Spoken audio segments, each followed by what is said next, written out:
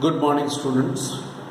I think you are aware of this fact that we have done our first book completely up to electromagnetic waves, all the aspects, right from electrostatics up to EM waves. That was in the first book, part 1, NCERT part 1. Now, today I want to start the next chapter, that is the optics. It is the first chapter, you can say, in NCERT part 2. Altogether, it is chapter 9 of NCERT. We are to discuss regarding optics. Optics is a very important chapter. Questions in board examination, maximum marks weightage is from optics. It's quite a long chapter. You can say in book 2, mainly this chapter is very long. Optics. Actually, optics is the chapter which deals with the production and property of light. Production and property of light. Alright. And in this optics, we have to discuss mainly the two. It is bifurcated into two chapters or two topics. One is called the ray optics and another is called the wave optics. Ray optics and wave optics.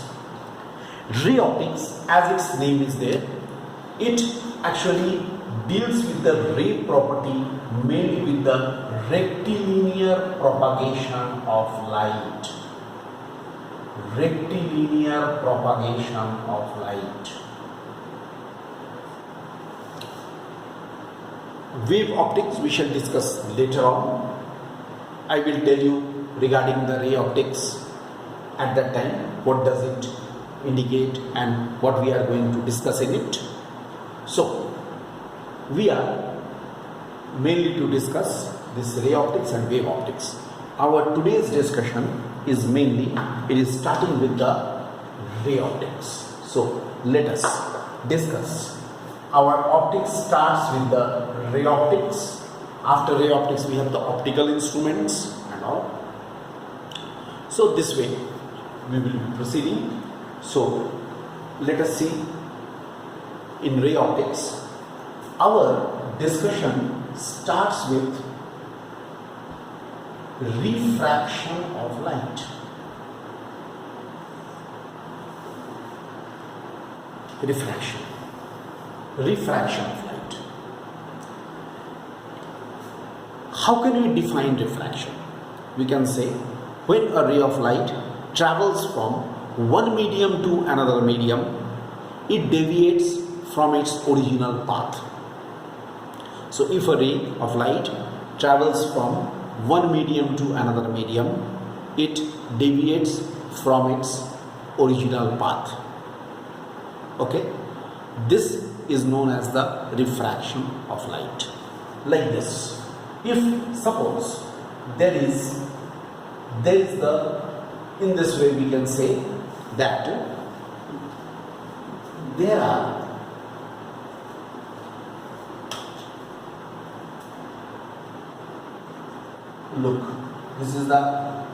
these are the two medium ka plural media. So this is the medium A, this is the medium B, and a ray of light travels from the medium A to the medium B, then it goes like this. From medium A to medium B. This is the medium A, this is the medium B. When it is traveling from medium A to medium B, it deviates from its original path.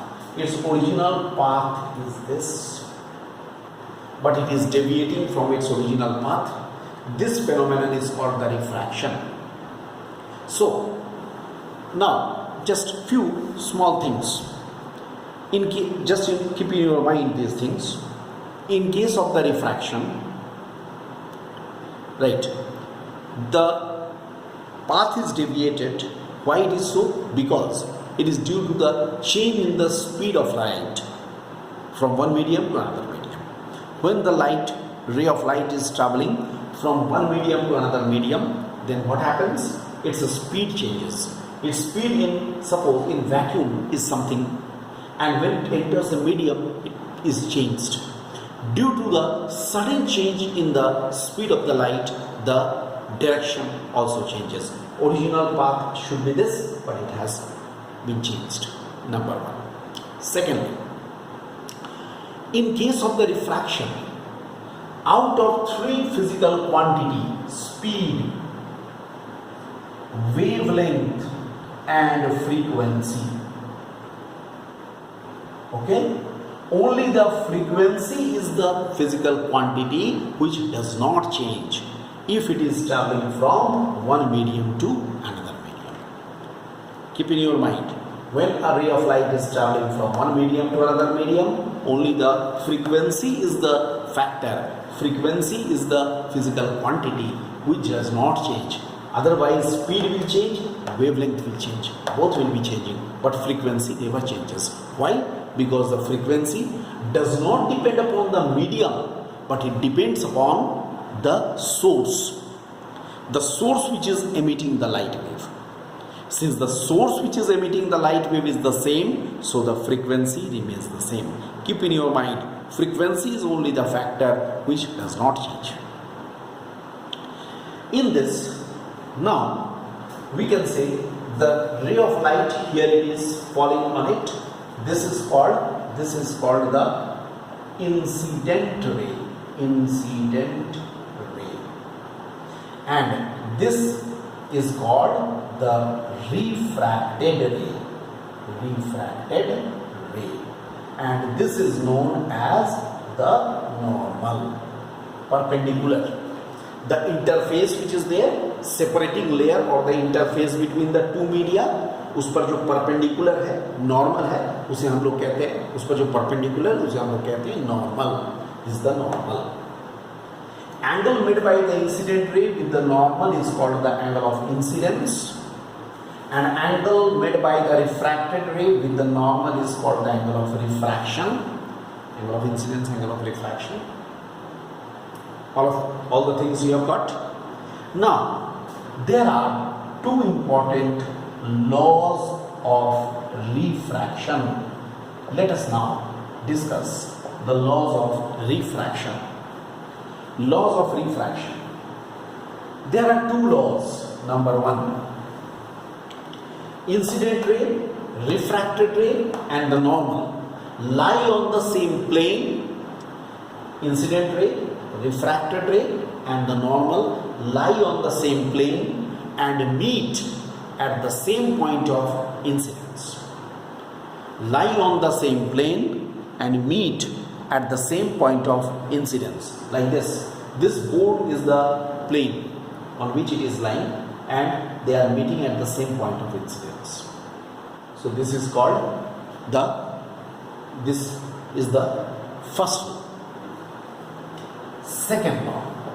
Second law is the ratio of sine, I say trigonometric sine, the ratio of sine of angle of incidence to that of the angle of refraction is a constant quantity, and is known as, it's a constant quantity and is known as the refractive index, for the pair of media, and known as the refractive index for the pair of media. I mean to say,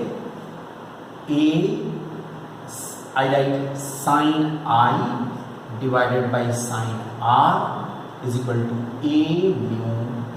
As A mu B. Look, this is the refractive index for a pair of media. First medium, second medium. Media is the plural for the medium. So, if the ray is traveling from A to B, then I should lie in the medium A, R should lie in the medium B. It's like this, it is written in this way. Actually, it is called refractive index of B with respect to A. It is the refractive index of the medium B with respect to the medium A. A के respect में B का refractive index, इसको ऐसे पढ़ा जाता है.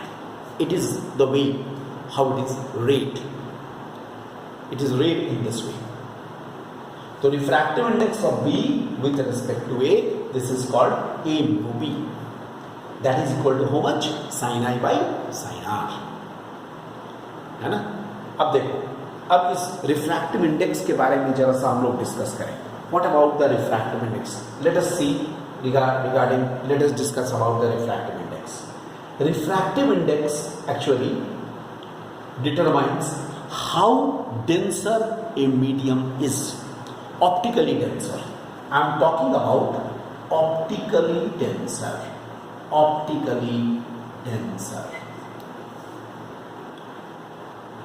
एक medium कितना ऑप्टिकली डेंसर है.